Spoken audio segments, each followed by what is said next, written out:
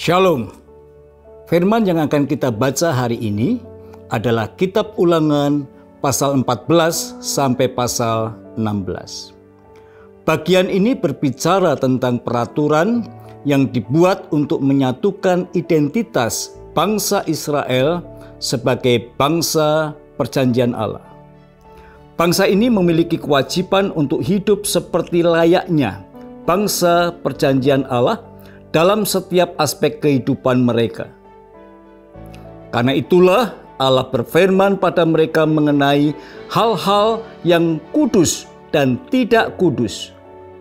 Lalu dilanjutkan dengan firman terkait perpuluhan, antara lain aturan mengenai bagian dari hasil pertanian dan peternakan yang perlu dipersembahkan kepada Tuhan. Hal ini dilakukan sebagai bentuk rasa takut akan Tuhan Allah dan juga sebagai salah satu bentuk perhatian kepada orang Lewi, orang asing, anak yatim, dan janda yang ada di antara mereka. Prioritas sangatlah penting dalam seluruh aspek kehidupan bangsa Israel. Inilah ciri khusus bangsa perjanjian. Selanjutnya di pasal 16 dibahas mengenai 3 hari raya utama, yaitu Hari Raya Paskah, Hari Raya 7 Minggu, dan Hari Raya Pondok Daun. Hari Raya Paskah adalah hari untuk memperingati keselamatan dari Allah. Selamat dari malaikat kematian yang melewati rumah yang pintunya diolesi darah anak domba. Sebab itu, Hari Raya Paskah adalah untuk memperingati keselamatan dari Allah. Hari Raya 7 Minggu dikenal juga dengan nama Pentakosta, yaitu Hari Buah Sulung dan Hari Raya Panen. Perayaan tersebut merupakan hari raya bagi bangsa penerima keselamatan Allah untuk membagikan kelimpahan anugerah yang mereka alami dengan murah hati. Dan terdapat juga hari raya Pondok Daun, yang berarti Allah telah menjaga bangsa Israel di padang gurun selama 40 tahun. Allah adalah Allah yang setia. Allah ingin bangsa itu mengingatnya. Pada pasal 16 ayat 18 yang mengarah ke pasal 17 dituliskan tentang pengangkatan hakim-hakim di segala tempat yang diberikan Tuhan. Di antara umat Tuhan ada 4 posisi kepemimpinan yang ditetapkan oleh Tuhan, dimulai dari para hakim. Seperti dinyatakan firman, semata-mata keadilan, itulah yang harus kau kejar, supaya engkau hidup dan memiliki negeri yang diberikan kepadamu oleh Tuhan Allahmu. Untuk itu, marilah kita membaca sekaligus merenungkan firman Tuhan dari Kitab Ulangan pasal 14 sampai pasal 16.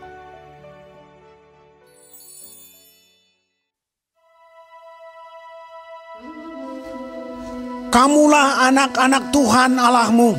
Janganlah kamu menoreh-noreh dirimu ataupun menggundul rambut di atas dahimu karena kematian seseorang.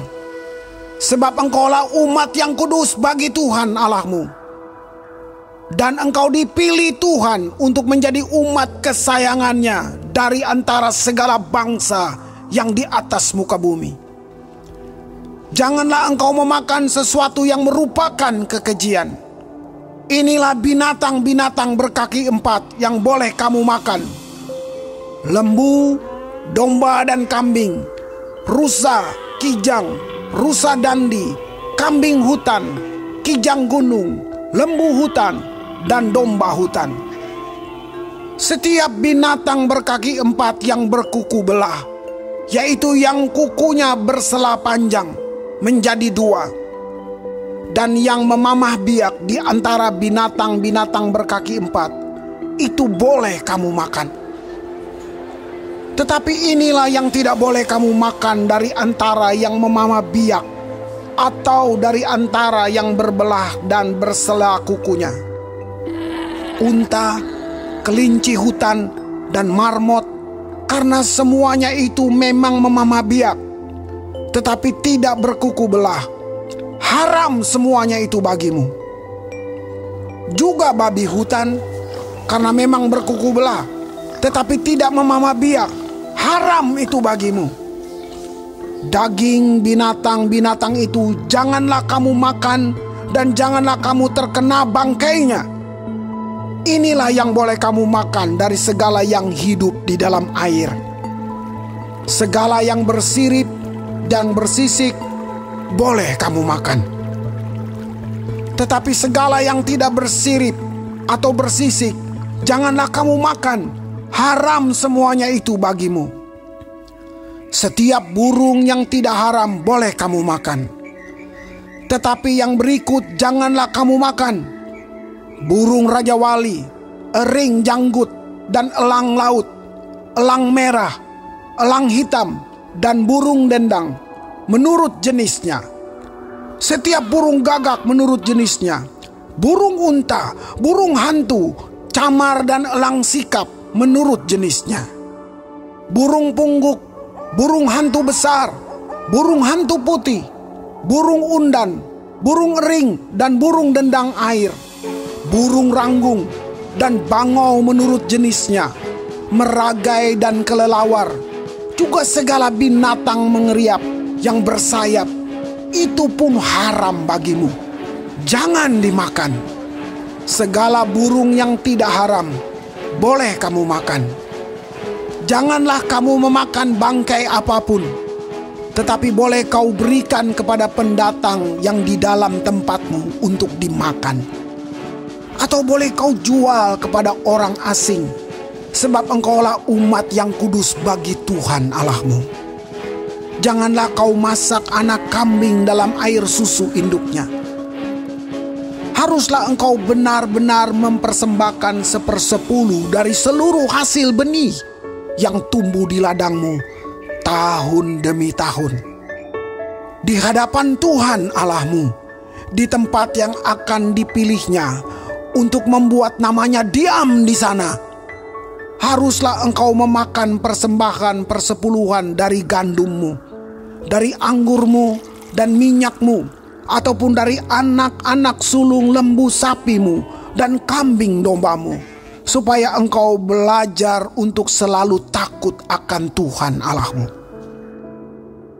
Apabila dalam hal engkau diberkati Tuhan Allahmu, jalan itu terlalu jauh bagimu, sehingga engkau tidak dapat mengangkutnya, karena tempat yang akan dipilih Tuhan untuk menegakkan namanya di sana terlalu jauh dari tempatmu, maka haruslah engkau menguangkannya dan membawa uang itu dalam bungkusan dan pergi ke tempat yang akan dipilih Tuhan Allahmu.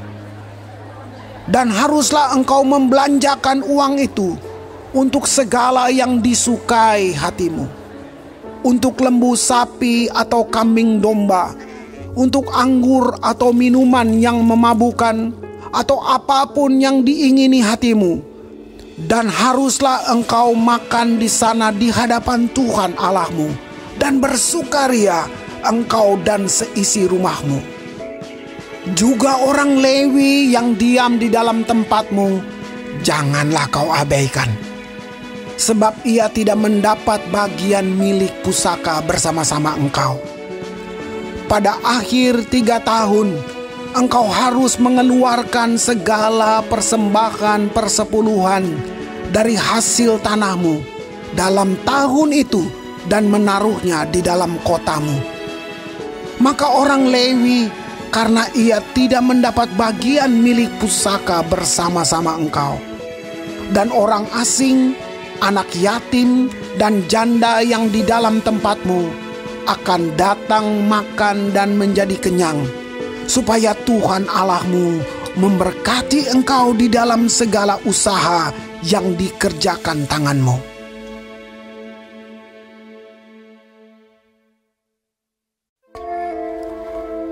Pada akhir 7 tahun engkau harus mengadakan penghapusan hutang. Inilah cara penghapusan itu. Setiap orang yang berpiutang harus menghapuskan apa yang dipinjamkannya kepada sesamanya. Janganlah ia menagih dari sesamanya atau saudaranya, karena telah dimaklumkan penghapusan hutang demi Tuhan. Dari seorang asing boleh kau tagih, tetapi piutangmu kepada saudaramu haruslah kau hapuskan. Maka tidak akan ada orang miskin di antaramu, sebab sungguh Tuhan akan memberkati engkau di negeri yang diberikan Tuhan Allahmu kepadamu untuk menjadi milik pusaka. Asal saja engkau mendengarkan baik-baik suara Tuhan Allahmu dan melakukan dengan setia segenap perintah yang kusampaikan kepadamu pada hari ini. Apabila Tuhan Allahmu memberkati engkau seperti yang dijanjikannya kepadamu, maka engkau akan memberi pinjaman kepada banyak bangsa, tetapi engkau sendiri tidak akan meminta pinjaman.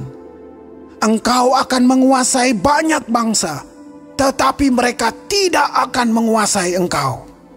Jika sekiranya ada di antaramu seorang miskin, salah seorang saudaramu di dalam salah satu tempatmu, di negeri yang diberikan kepadamu oleh Tuhan Allahmu, maka janganlah engkau menegarkan hati ataupun menggenggam tangan terhadap saudaramu yang miskin itu.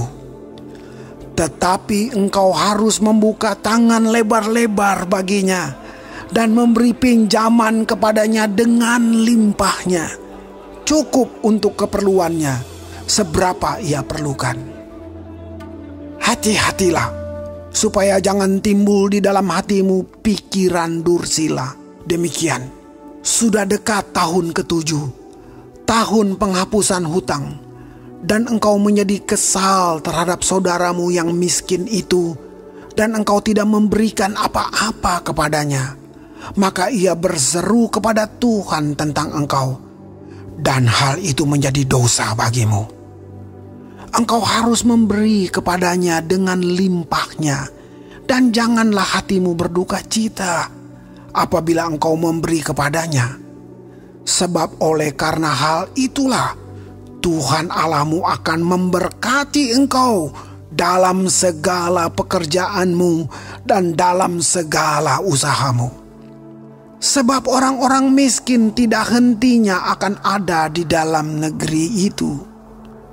Itulah sebabnya aku memberi perintah kepadamu demikian. Haruslah engkau membuka tangan lebar-lebar bagi saudaramu yang tertindas dan yang miskin di negerimu. Apabila seorang saudaramu menjual dirinya kepadamu, baik seorang laki-laki Ibrani ataupun seorang perempuan Ibrani, maka ia akan bekerja padamu 6 tahun lamanya. Tetapi pada tahun yang ke-7, engkau harus melepaskan dia sebagai orang merdeka. Dan apabila engkau melepaskan dia sebagai orang merdeka, maka janganlah engkau melepaskan dia dengan tangan hampa. Engkau harus dengan limpahnya memberi bekal kepadanya dari kambing dombamu, dari tempat penggirikanmu, dan dari tempat pemerasanmu, sesuai dengan berkat yang diberikan kepadamu oleh Tuhan Allahmu. Haruslah kau berikan kepadanya. Haruslah kau ingat bahwa engkau pun dahulu budak di tanah Mesir, dan engkau ditebus Tuhan Allahmu. Itulah sebabnya aku memberi perintah itu kepadamu pada hari ini. Tetapi apabila dia berkata kepadamu, aku tidak mau keluar meninggalkan engkau, karena ia mengasihi engkau dan keluargamu, sebab baik keadaannya padamu, maka engkau harus mengambil sebuah penusuk dan menindik telinganya pada pintu, sehingga ia menjadi budakmu untuk selama-lamanya. Demikian juga kau perbuat kepada budakmu perempuan. Janganlah merasa susah apabila engkau melepaskan dia sebagai orang merdeka. Sebab 6 tahun lamanya ia telah bekerja padamu dengan jasa 2 kali upah seorang pekerja harian. Maka Tuhan Allahmu akan memberkati engkau dalam segala sesuatu yang kau kerjakan. Segala anak sulung jantan yang lahir di antara lembu sapimu dan kambing dombamu haruslah kau kuduskan bagi Tuhan Allahmu. Janganlah engkau memakai anak sulung lembumu, dan janganlah engkau menggunting bulu anak sulung dombamu. Di hadapan Tuhan Allahmu, engkau harus memakan dagingnya tahun demi tahun di tempat yang akan dipilih Tuhan, engkau ini dan seisi rumahmu. Tetapi apabila ada cacatnya, jika timpang atau buta, bahkan cacat apapun yang buruk, maka janganlah engkau menyembelihnya bagi Tuhan Allahmu. Di dalam tempatmu boleh engkau, baik orang najis maupun orang tahir, memakan dagingnya seperti daging kijang atau daging rusa. Hanya darahnya janganlah kau makan. Haruslah kau curahkan ke tanah seperti air.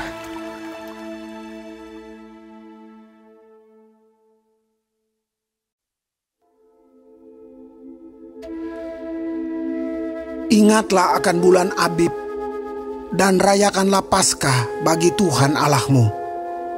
Sebab dalam bulan Abib itulah Tuhan Allahmu membawa engkau keluar dari Mesir pada waktu malam. Maka engkau harus menyembelih kambing domba dan lembu sapi sebagai korban Paskah bagi Tuhan Allahmu di tempat yang akan dipilih Tuhan untuk membuat namanya diam di sana. Janganlah engkau makan sesuatu yang beragi besertanya. 7 hari lamanya engkau harus makan roti yang tidak beragi besertanya, yakni roti penderitaan. Sebab dengan buru-buru engkau keluar dari tanah Mesir. Maksudnya, supaya seumur hidupmu engkau teringat akan hari engkau keluar dari tanah Mesir. Janganlah terdapat padamu ragi di seluruh daerahmu 7 hari lamanya. Dan dari daging hewan yang kau sembelih pada waktu petang pada hari pertama, janganlah ada yang bermalam sampai pagi. Engkau tidak boleh mempersembahkan korban Paskah di salah satu tempat yang diberikan kepadamu oleh Tuhan Allahmu.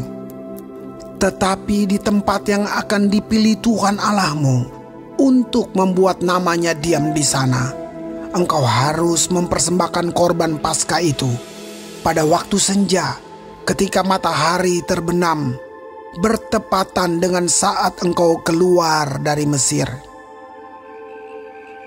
Engkau harus memasaknya dan memakannya di tempat yang akan dipilih Tuhan Allahmu. Kemudian paginya engkau harus pulang kembali ke kemahmu. 6 hari lamanya engkau harus makan roti yang tidak beragi. Dan pada hari yang ke-7 harus ada perkumpulan raya bagi Tuhan Allahmu. Maka janganlah engkau melakukan pekerjaan. 7 minggu harus kau hitung. Pada waktu orang mulai menyabit gandum yang belum dituai, haruslah engkau mulai menghitung 7 minggu itu. Kemudian haruslah engkau merayakan hari raya 7 minggu bagi Tuhan Allahmu. Sekedar persembahan sukarela yang akan kau berikan sesuai dengan berkat yang diberikan kepadamu oleh Tuhan Allahmu. Haruslah engkau bersukaria di hadapan Tuhan Allahmu. Engkau ini dan anakmu laki-laki serta anakmu perempuan, hambamu laki-laki dan hambamu perempuan, dan orang Lewi yang di dalam tempatmu, dan orang asing, anak yatim dan janda yang di tengah-tengahmu, di tempat yang akan dipilih Tuhan Allahmu. untuk membuat namanya diam di sana. Haruslah kau ingat bahwa engkau pun dahulu budak di Mesir, dan haruslah engkau melakukan ketetapan ini dengan setia. Hari raya Pondok Daun haruslah kau rayakan 7 hari lamanya. Apabila engkau selesai mengumpulkan hasil tempat pengirikanmu dan tempat pemerasanmu, haruslah engkau bersukaria pada hari rayamu itu. Engkau ini dan anakmu laki-laki serta anakmu perempuan, hambamu laki-laki dan hambamu perempuan, dan orang Lewi, orang asing, anak yatim dan janda yang di dalam tempatmu. 7 hari lamanya harus engkau mengadakan perayaan bagi Tuhan Allahmu di tempat yang akan dipilih Tuhan, sebab Tuhan Allahmu akan memberkati engkau dalam segala hasil tanahmu dan dalam segala usahamu, sehingga engkau dapat bersukaria dengan sungguh-sungguh. 3 kali setahun setiap orang laki-laki di antaramu harus menghadap hadirat Tuhan Allahmu ke tempat yang akan dipilihnya, yakni pada hari raya roti tidak beragi, pada hari raya 7 minggu, dan pada hari raya Pondok Daun. Janganlah ia menghadap hadirat Tuhan dengan tangan hampa, tetapi masing-masing dengan sekedar persembahan sesuai dengan berkat yang diberikan kepadamu oleh Tuhan Allahmu. Hakim-hakim dan petugas-petugas haruslah kau angkat di segala tempat yang diberikan Tuhan Allahmu kepadamu. Menurut suku-sukumu, mereka harus menghakimi bangsa itu dengan pengadilan yang adil.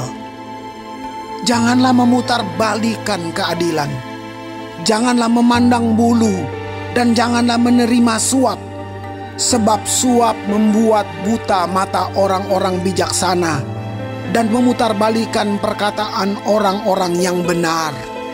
Semata-mata keadilan, itulah yang harus kau kejar, supaya engkau hidup dan memiliki negeri yang diberikan kepadamu oleh Tuhan Allahmu.